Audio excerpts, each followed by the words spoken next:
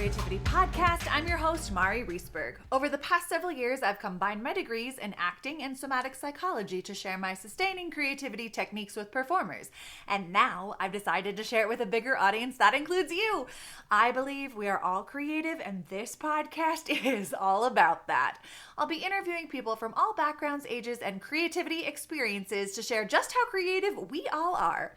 Today, I'll be chatting with Robert A. Lane, audiobook coach and producer.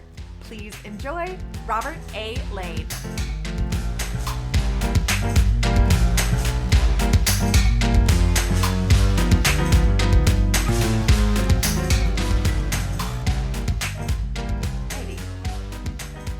Welcome to the Sustaining Creativity Podcast. Today, I'm chatting with Robert A. Lane, audiobook coach, producer, transformational speaker, author, and musician. Welcome to the show.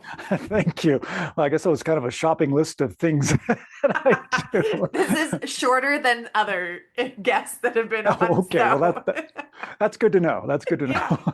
Well, welcome, Robert. I'm excited Thank to you. chat with you today. Before we get going, why don't you share a little bit about who you are and what you do? Sure. As you mentioned, I am an audiobook coach and producer. My career, actually, I spent 30 plus years working in the entertainment industry in a variety of facets. And I was always an audio guy. So, of course, my first job was working in radio and did a lot of production, Yeah. of course. But that led to other aspects of the business, both on camera, off camera, and working in the corporate world. And the last 14 years of working in the business was at 20th Century Fox on the studio lot in Los Angeles. Mm-hmm. And then I left the business and wanted to do something that had more purpose. Not that entertainment isn't purposeful, because it is, but that I mean helping people. And so I started Robert Lane Coaching. Began as a career coach and life coach, and then eventually expanded that into becoming an audiobook coach and producer. So taking all that audio experience and now really applying it. I love it. And helping authors narrate their own audiobook, because I'm a firm believer that all nonfiction authors need to narrate their own audiobook because it's their story. Nobody can tell their story better than them. And that's what I do. And and I'm also, as you mentioned, a speaker. I do go out and I do speak, sharing career and life coaching concepts to whether it's a big corporation or a small community group. That's fine. I love doing it. I love being able to go out and talk to people. That is so fantastic. I mean, taking all of your skills and talents and sharing it with other people. And I totally appreciate the nonfiction authors narrating their own story, because it, as a listener, when you are hearing it from the author's voice and perspective, it does change how you as a consumer experience their story. So 100%, 100%. Matter of fact, today I'm super excited because a book that I just finished working with an author just went live on Audible today. So I'm excited. That's amazing. I Yeah. love, that's so fantastic. Nice. And that's the reward, really. I mean, I love what I do, and I love to be able to, incorporate my audio background and coaching and combine it all together and help people. But really, the reward is just seeing the author get published and seeing how happy they are knowing that they narrated and told their own story. It's such a great feeling. Absolutely. Well, speaking of such a great feeling and creativity, what does it mean to you to be creative? Yeah, I think everybody has an amount of creativity in them. You really do. Whether, for me, I'm a very right-brained person. Though but it's true. There is a balance, and I think I do get some of that balance from my dad, because he was very methodical. He was a scientist, so Yes. he was very left-brained. But I think everybody has some kind of, whether it's a passion or creativeness within them, and it doesn't have to only be music or painting or writing. Maybe you're a great cook, or maybe you are very methodical. And there is an amount of creativity to solving problems. Yeah, I mean, absolutely. Both sides, whether right brain or left brain, I think everybody has creativeness, and being open to tap into that is really key. I would Being agree. open. Yeah, that openness to tapping into creativity is Yeah. so important. How do you tap into your own creative expression?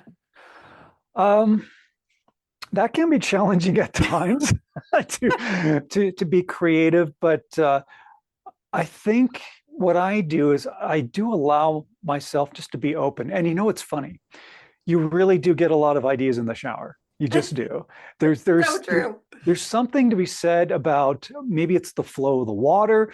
I don't know what it is, but just to let you in on a little secret, in my shower, I have a waterproof notepad and a pencil on the wall.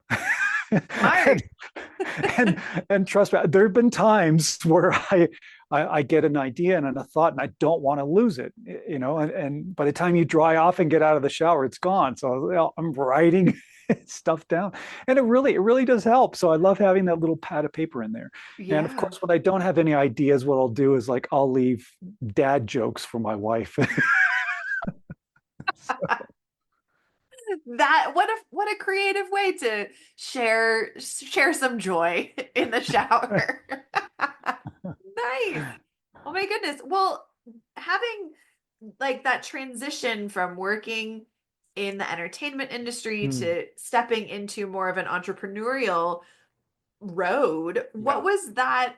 I can only imagine there were some challenges or issues or things that came up for you in that transition. Tell us a little bit about what that was like. Yeah, that was a huge transition towards my ending of my entertainment career at Fox. Disney bought Fox in it was a huge acquisition deal that happened a few years ago. Yeah. It took them a couple of years to figure out how they were going to do this, but basically, I mean, it's a corporate takeover, really. Yeah. So you were offered two choices when Disney came in. Either they keep you and you now work for Disney, or you're fired and they let you go. Now, part of the deal, Fox demanded that Disney has to offer a decent severance for anybody that they let go. Hmm. So the Disney lawyers come into our department, and it's our turn to figure out who's staying and who's going. And you get called down, and they say, yeah, I'm on the first round of firings. So Okay. I knew, okay, my entertainment career is coming to an end, not by my choice, but Mm, I've already spent 30 plus years in the business. And yeah. one of the things that I talk about when I do my keynote speeches, I have one that's called Follow Your Moral Compass, Setting Your Intentions to True North. And I've always lived by that. And you trust your instincts, and this is where I need to be. This is my true north path. Mm, But after working all those years in the business, I noticed that that drive to be in entertainment just wasn't there. I yeah. needed to do something different, and because I didn't want to go back into the corporate world. And Disney fired tons of people Yeah. and high qualified people. So you have hundreds of people all trying to get this really small amount of jobs that were available, and I just didn't want to be in that Yeah. rat race anymore. So I did. I took the riskiest choice, becoming an entrepreneur, which, as you know, is not an easy job. And you're Yeah. right. There are times when things are great and you're flying high, man, things are awesome. But when things are not going so well, I mean, you feel like you're scraping bottom of the barrel. You're working so hard, and Yeah. it's like this flat line.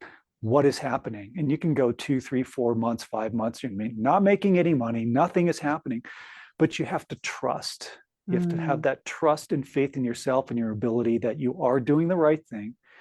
And again, creativity really does come into play because you yeah. have to come up with creative ways to make your business work and accept this job of entrepreneurship. Hmm. And one of the catchphrases I say all the time is, "You are the CEO of you. You're Mm. the boss, Yeah. right? The buck stops right here." Right. So the decisions that you make for yourself, and whether it's for business or even personal, make sure it's something that's moving yourself forward in a Mm, forward direction, and try things. Be creative. Maybe with your marketing of your business or whatever you're doing, there's so many creative things that you can do. And if it works, great. And if it doesn't work, again, that's just a lesson for you to learn and not get disappointed or feel like, and it's hard because, of course, we feel crushed. And yeah. I mean, Yes. right? Honestly, there are many times where I'm like, I'm out. I'm done. I'm throwing in the towel. Forget it. I can't do this. But what happens when I say that, that little voice in the back of my head, which is probably my moral compass, saying, okay, I'm going to ask you this question. Have you exhausted every possibility to make this work?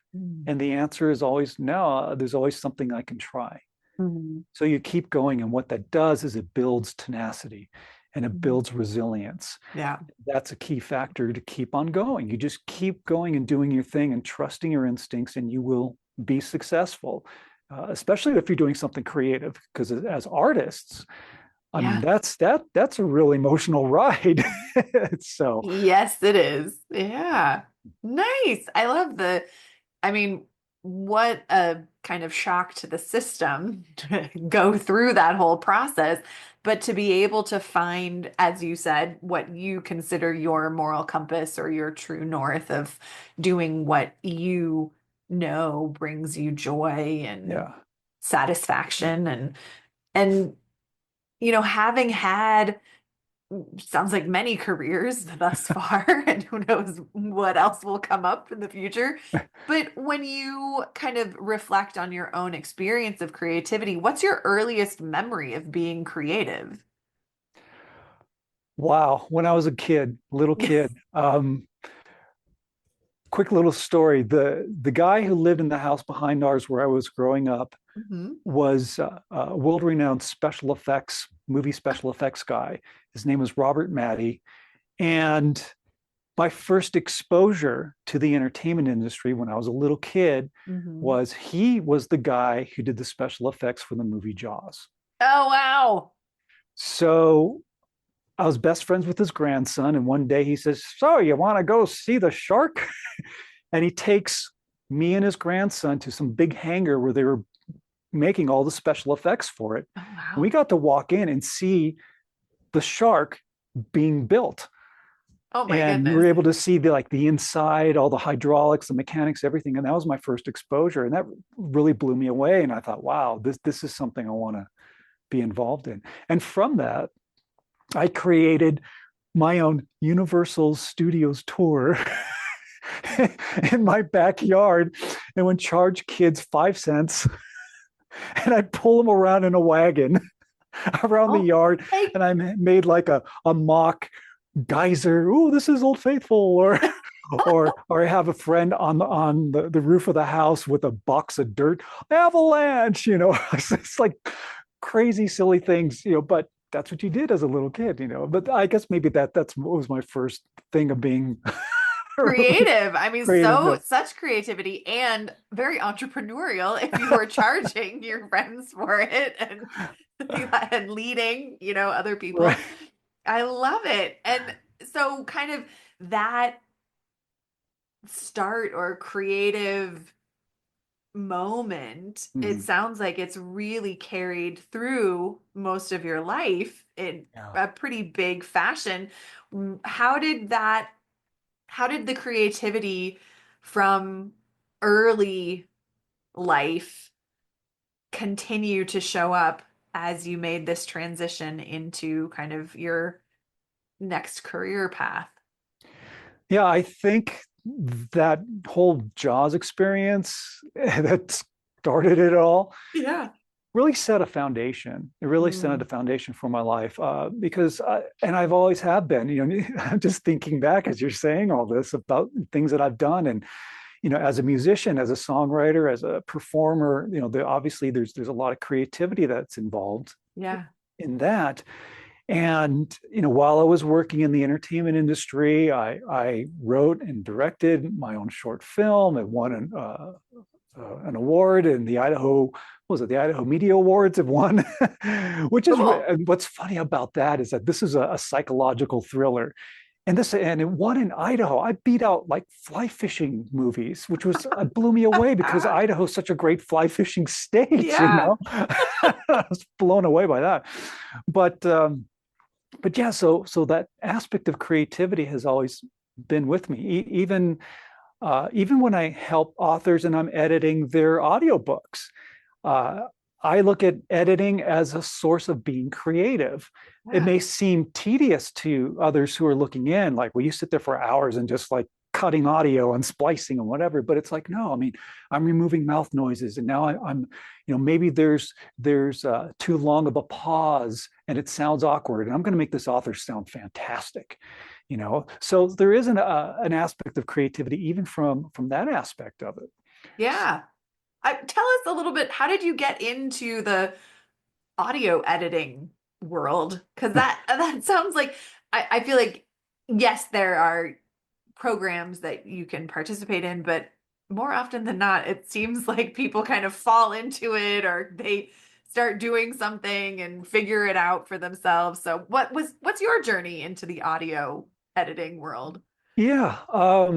So when I was working at the radio station, my boss at the time, who owned the radio station, cut a deal with Playboy, of all places, because they were starting a new thing called Playboy Radio. And Playboy Enterprises was in the process of building their own facility. So my boss says, well, come to our radio station. You can broadcast from our station until your building is done. Yeah. And their radio show, Playboy's radio show, was on satellite radio. Mm-hmm.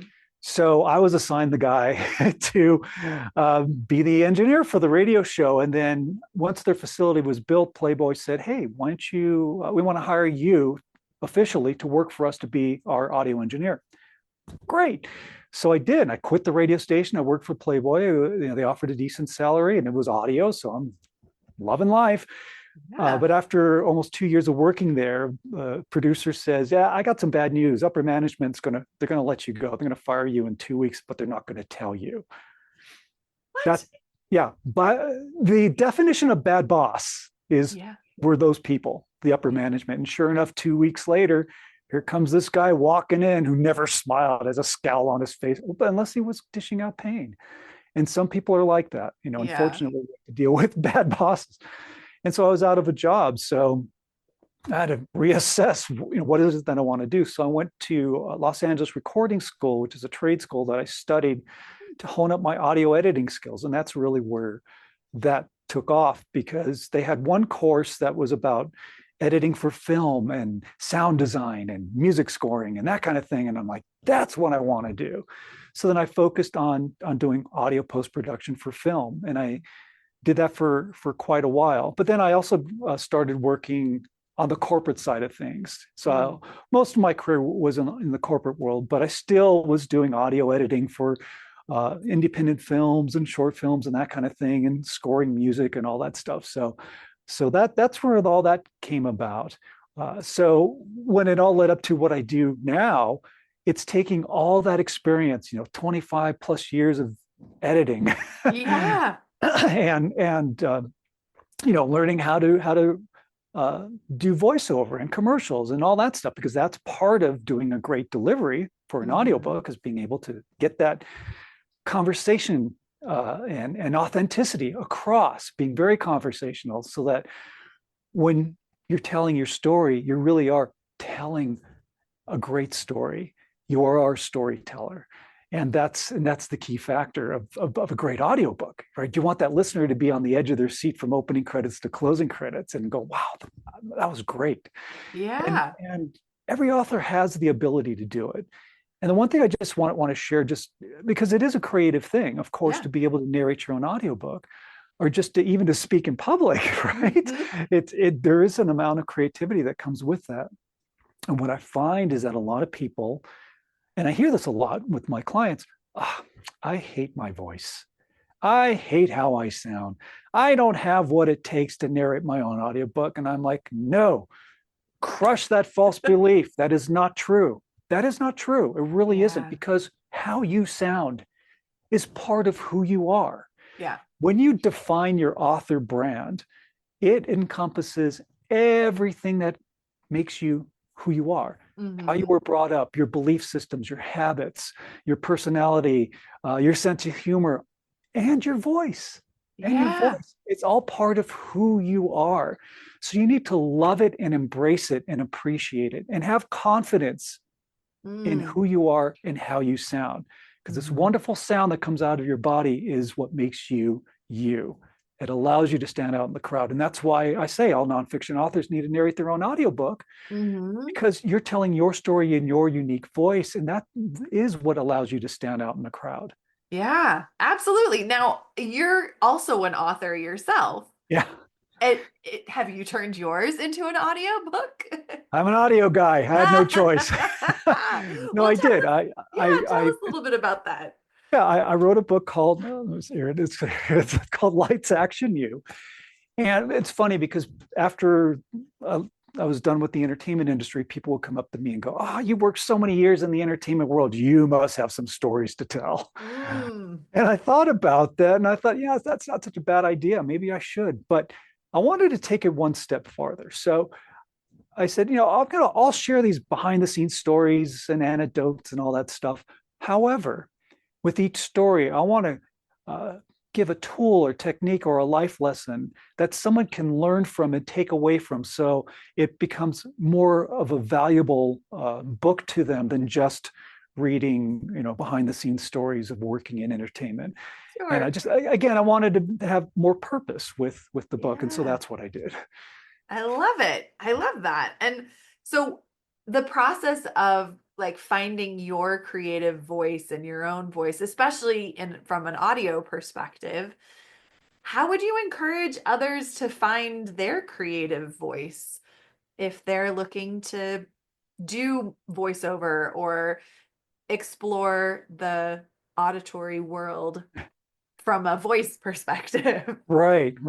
Well, for authors, especially nonfiction authors, the number one thing that I want them to focus on is, what was the core reason of why you wrote your book in the first place? Why was it so important for you to write and publish this book for people all over the world to read? Why was that so important? So when you tapped into that core reason, you need to bring that with you when you're narrating your audiobook. And the other super important factor is always be your true, authentic self. Don't try to sound like somebody else. Don't try to act like a radio DJ person. Don't try to, because that's not you. Be yourself. And I tell authors, think of it this way. Think of it like you're sitting with your best friend and you have this great story to tell, and you're sitting at your favorite coffee shop and you're telling your story. That's how you want to narrate your audiobook, because you will bring your own unique personality. And what's really important, aside from the practical things, mic placement and levels and all that stuff, of course, that's important, but it's the intangibles, right? It's those things you can't physically touch, but you emotionally feel. That's what makes a great audiobook.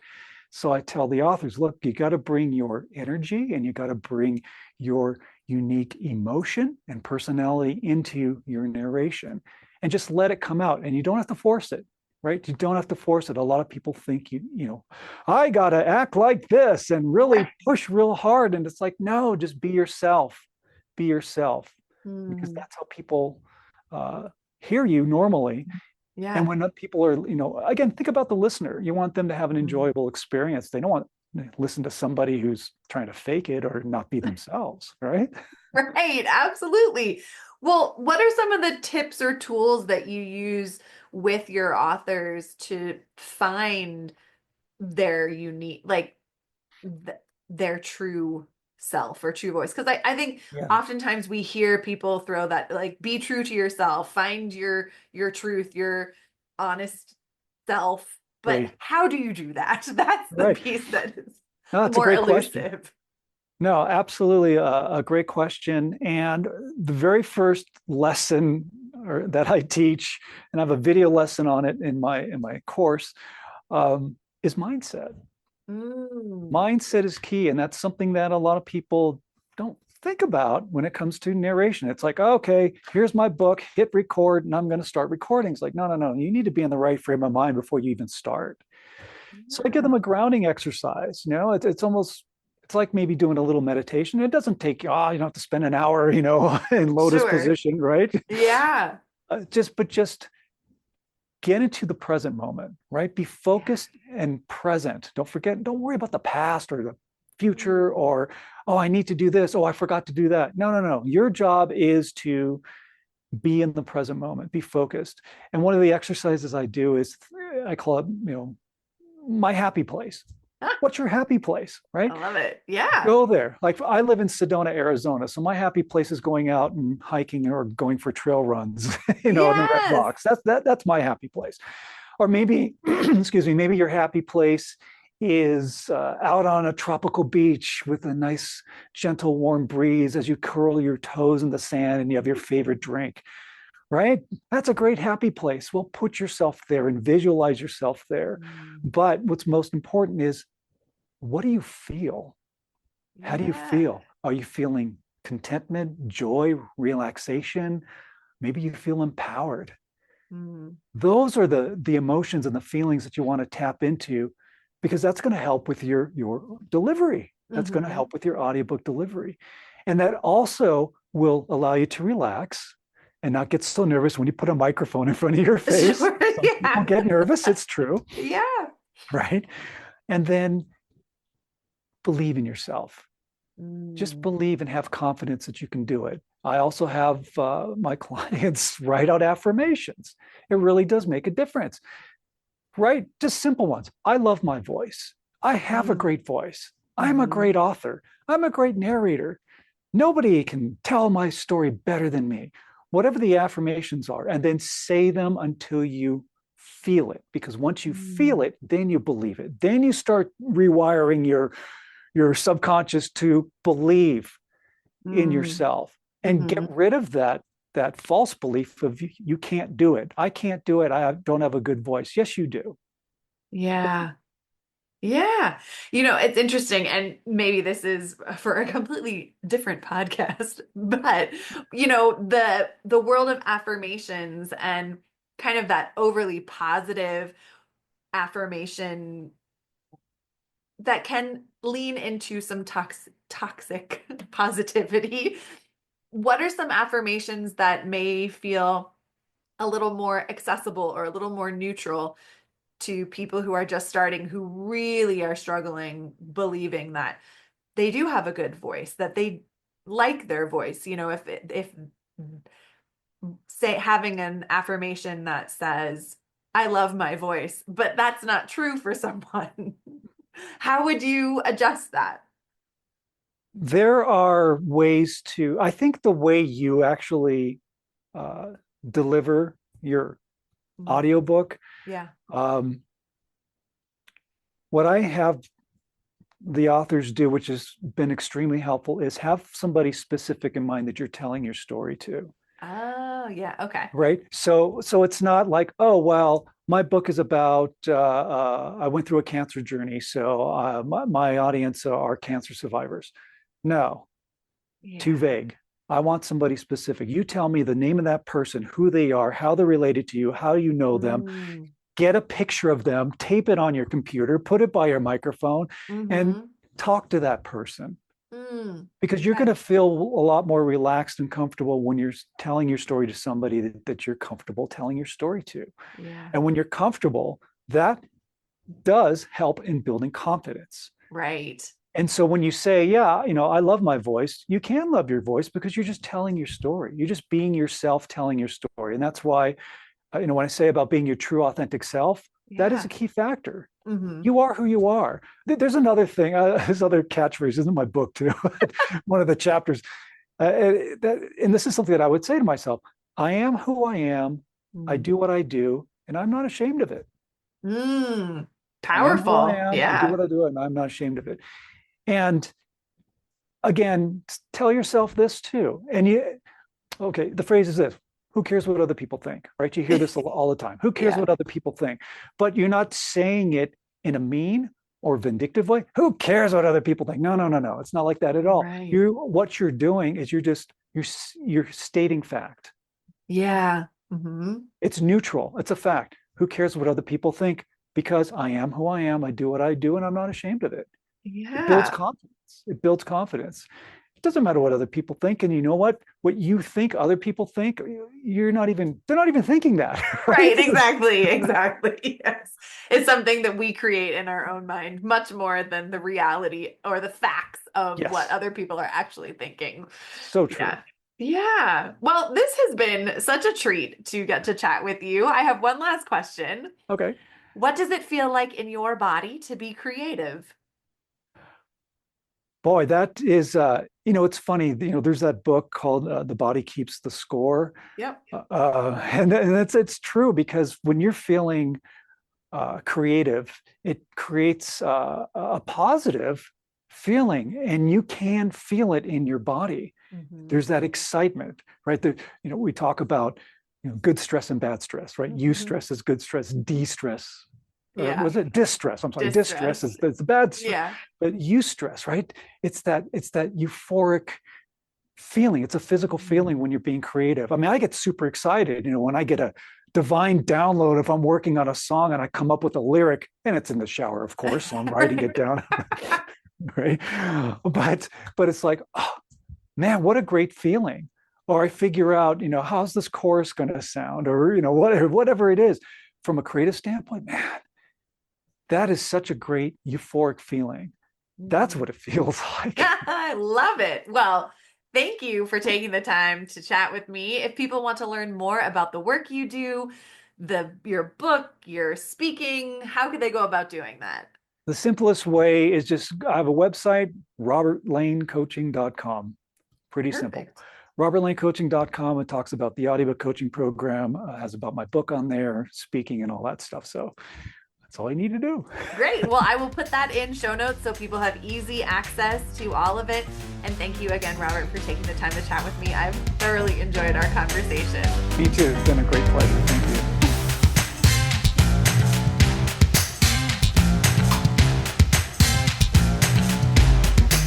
Thanks for listening to the Sustaining Creativity Podcast. We'd love to keep in touch, so follow us on Facebook and Instagram. We are at Sustaining Creativity. Make sure to subscribe to the podcast wherever you listen to podcasts. Tag your friends and family so they can listen too. We love to hear from you, so leave your reviews, comments, and questions. Check out our website, sustainingcreativity.com, for upcoming offerings and creativity coaching. Tune in Tuesdays for our next episode. And remember, with creativity, anything's possible.